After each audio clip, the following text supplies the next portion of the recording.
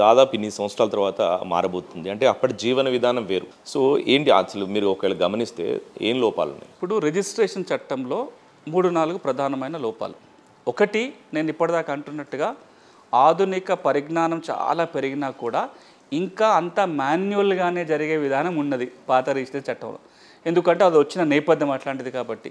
కనీసం ఇప్పుడు తెలుగు రాష్ట్రాల్లోనైతే ఆ రిజిస్ట్రేషన్ చట్టానికి చాలా సార్లు సవరించుకుంటూ టెక్నాలజీని జోడించుకుంటూ వచ్చారు. ఈ రోజున తెలంగాణలో కానీ ఆంధ్రప్రదేశ్లో కానీ భూముల రిజిస్ట్రేషన్ విషయంలో ఆధార్ నెంబర్ అడుగుతున్నారు, ఐరిస్ తీసుకుంటున్నారు, లేకపోతే వేలిముద్రలు కానీ ఫోటోగ్రాఫ్స్ తీసుకోవటం కానీ డాక్యుమెంట్ స్కాన్ చేయటం కానీ ఇవన్నీ కూడా ఈ రోజున కనీసం తెలంగాణ కనపడి మీరు దేశవ్యాప్తంగా చూస్తే కనుక ఇంకా ఇంత ఇంప్రూవ్మెంట్స్ కూడా రాలేదు.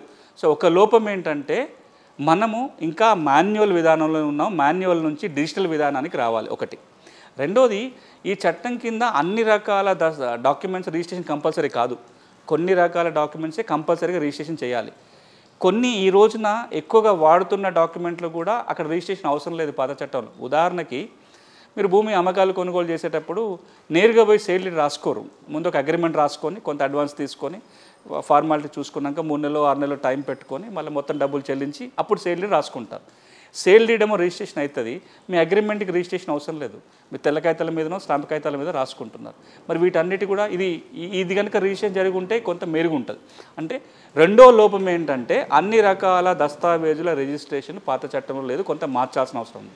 మూడోది, ఒకసారి ఒక డాక్యుమెంట్ తప్పుగా రిజిస్ట్రేషన్ అయింది, దాన్ని రద్దు చేయటం ఎట్లా, దానికి ఒక క్యాన్సిలేషన్ విధానము, దాని మీద అప్పీల్ విధానాలు కూడా పాత చట్టంలో సరిగ్గా లేవు. ఇప్పుడు అది మార్చాల్సిన అవసరం ఏర్పడుతుంది. అన్నిటికంటే మించి కింద నుంచి పైదాకా రిజిస్ట్రేషన్ వ్యవస్థ ఏదైతే ఉందో, అది సబ్ రిజిస్ట్రార్లు కావచ్చు, రిజిస్ట్రార్లు కావచ్చు, ఏ రిజిస్ట్రేషన్ యంత్రాంగం ఏదైతే ఉందో ఈ యంత్రాంగంలో కూడా సమూల మార్పులు రావాల్సిన అవసరం ఉంది.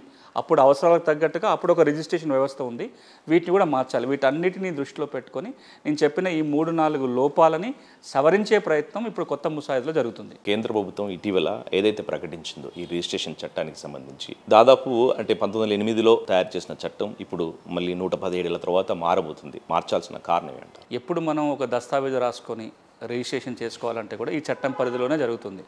మీరు ప్లాట్ కొనుక్కోవాలన్నా, ఇంత వ్యవసాయ భూమి కొనాలన్నా, లేకపోతే ఎక్కడ అప్పు తెచ్చుకోవాలనుకున్నా, ఏదో ఒక కాంట్రాక్ట్ రిజిస్టర్ చేసుకోవాలనుకున్నా, ప్రతిదానికి కూడా ఒక కాగితానికి విలువ రావాలి అంటే అది రిజిస్ట్రేషన్ అయితేనే దానికి ఒక విలువ వస్తుంది.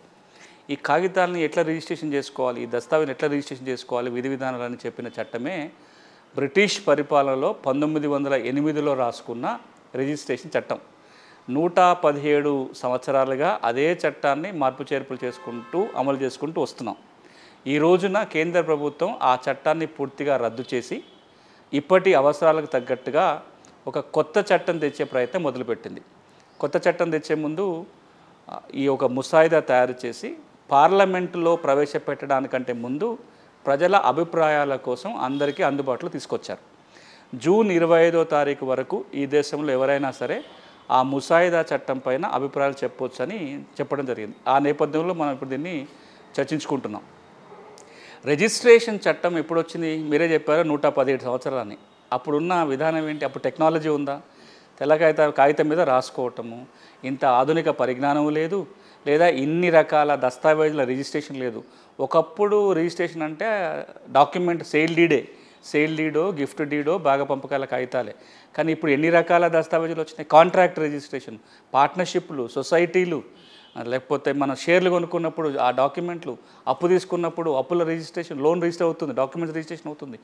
ఇన్ని రకరకాల లావాదేవీలు వచ్చిన సందర్భంలో, రెండోది టెక్నాలజీ పెరిగిన సందర్భంలో, అవసరాలు పెరిగిన సందర్భంలో చట్టములో సమగ్రమైన మార్పులు తీసుకురావాల్సిన అవసరం ఏర్పడింది. అంతేకాదు ఈరోజు నేను మొదట్లో చెప్పినట్టుగా ఏ కాగితానికి చట్టబద్ధ విలువ రావాలన్నా దానికో రిజిస్ట్రేషన్ జరగాలి.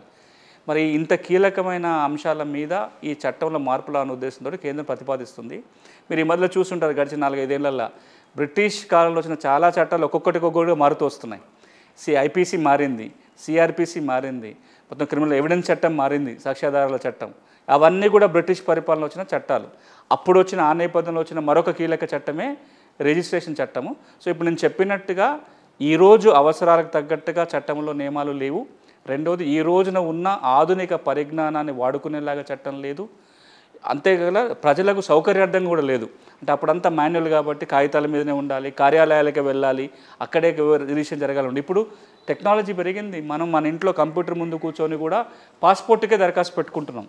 అలాంటి మరి రిజిస్ట్రేషన్ ప్రక్రియ కూడా జరగవచ్చు కదా. సో వీటన్నిటిని దృష్టిలో పెట్టుకొని ఈ రోజున ముసాయిదా ప్రజల ముందు ఉంచింది కేంద్ర ప్రభుత్వం.